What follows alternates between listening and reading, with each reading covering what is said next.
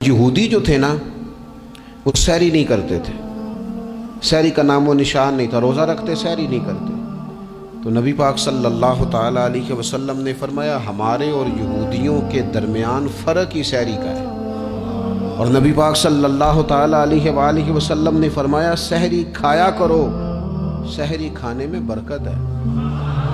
اور اگلی بات سننی آپ نے تو خوش ہو جانا ہے، سحری کو معمولی نہ سمجھے، سحری کرنا عبادت ہے۔ ہاں آپ مت سمجھیں کہ میں روٹی کھا رہا ہوں، یہ تو میرے سامنے دہی رکھا ہوا ہے، یہ تو سالن رکھا ہوا ہے، یہ تو اچار رکھا ہے، تو چپاتیاں رکھی ہیں۔ سحری کھانا عبادت ہے۔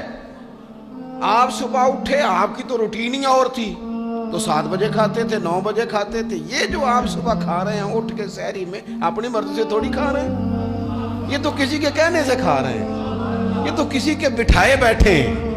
یہ جو سحری کا لنگر ہے یہ رب رسول کی رحمت کے ساتھ عطا ہوتا ہے۔